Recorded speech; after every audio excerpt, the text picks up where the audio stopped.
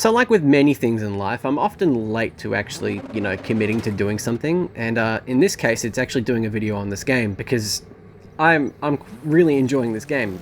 In some cases, more so than Dirt Rally 2.0, which is something I wasn't expecting when I first went into this.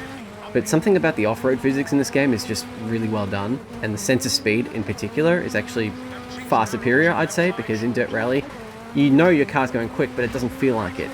Here, it feels like it, and it's great. And the stages are better too. There's a lot of things that this game has going for it. And given I believe it's still with Games of Gold for this month anyway, I figured it'd be a good time to go through it and talk about what I like about it. Given I literally just explained some things I liked about it, I also do like the challenge that this game has, because again, the grapple physics are done so well that the car just doesn't stop to a halt like it does in Dirt Rally 2.0. You really kind of have to be careful and use the handbrake a lot more than you would in Dirt Rally, in my opinion anyway. Maybe I'm not playing Dirt Rally 2.0 right, but I don't know, something more satisfying about this. That being said, on a controller at least, you have to get, the settings down pretty much perfect, almost down to a T. Like lowering some sensitivity settings and raising some others. It's a bit confusing, but there is a good Reddit post out there highlighting what should be, the go-to with the controller. And once I got all that down, it's pretty much been a really smooth game on a controller anyway. It's the same applies to the Nintendo Switch version, because I actually bought the Switch version physically, thinking that this wouldn't come to Games of Gold. And I wanted to get the Switch version because, I don't know, it was a portable rally game. WRC 4 on the Vita was really good. In fact, I played it pretty recently and it still holds up. And it does kind of on the Switch, but this on the Xbox, it looks so much better. That being said, not as much has been culled back in detail on the Switch version. It seems to be draw distance is the big thing that's been cut back, and resolution. And that kind of makes it a bit hard to see where you're going on the road, which is not an issue here at all, because, I mean, the game does look gorgeous here. Some stages in this game look, simply put, brilliant. A big strike against this game, though, is its limited car list. Again, Dirt Rally 2.0 has a much bigger car list in comparison to this. This game has, like, I think 15 cars, maybe a little less. And even if WRC 9 has improvements, which, I mean, it very likely will, they can only go up from here. It'd be very difficult to go down, given how much of an improvement this was over 7.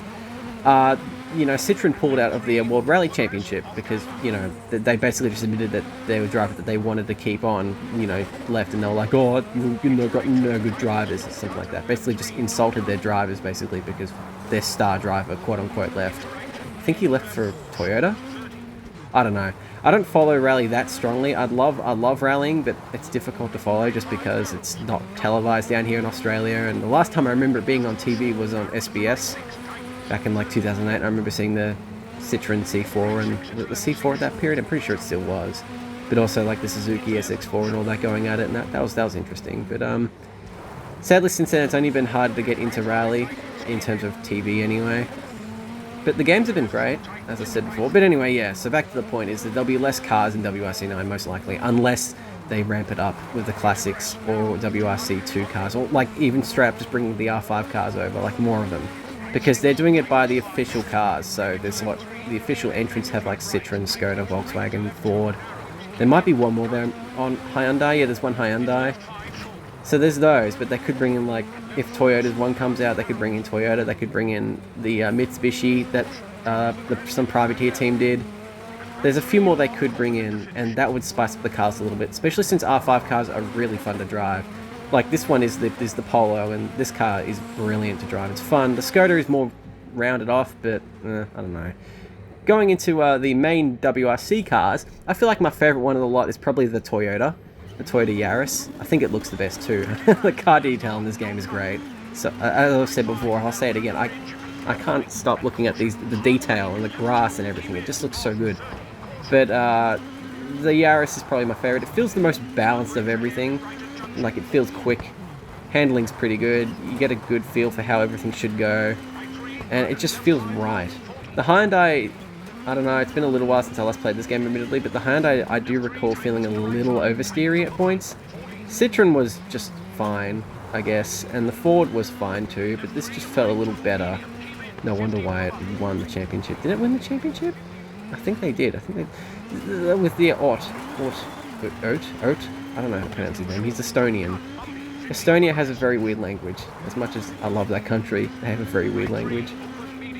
So yeah, actually now I just realised they're going to add Rally Estonia next year, if that's the thing for WRC 9's game anyway. So that'd be really cool.